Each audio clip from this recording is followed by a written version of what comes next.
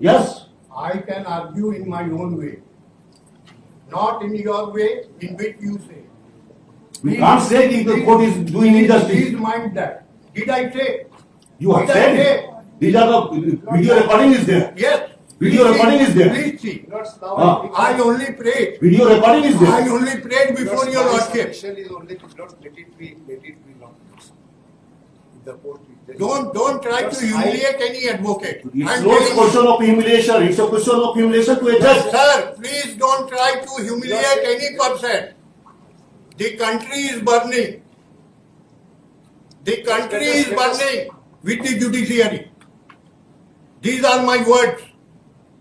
Yes. Don't try to humiliate any advocate. आप बहुत ज्यादा जानते हैं, आप जज हो गए. हम लोग नहीं जानते, हम लोग वकील हैं. But you have to argue in a proper way. I will argue in my own way. Don't cross the limit. Please don't cross the limit. हम लोग भी sir I have already practiced for the last 40 years. Request that Chief Justice to change.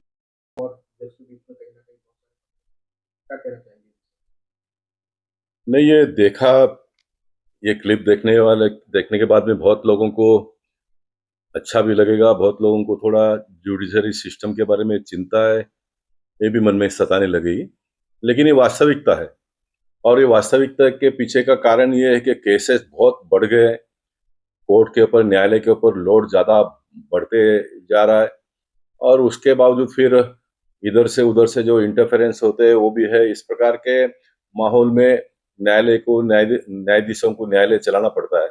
लेकिन दूसरी जगह पर आप देखेंगे तो जो वकील लोग जो होते हैं, लोग जो लड़ते हैं, आर्गुमेंट करते हैं, उनके पास जो क्लाइंट जाते हैं, सामान्य घर परिवार के लोग जाते हैं, बड़े लोग भी जाते हैं, बड़े लोगों की तो अलग व्यवस्था है, लेकिन उनको समय पे न्याय नहीं मिलता है, तो फिर वो नीचे के लोग वकील को परेशान करते हैं। और वकील भी तो एक आदमी है, उसको भी तो ऐसा महसूस होता है कि नहीं, मैं न्याय नहीं दिला पा रहा हूँ।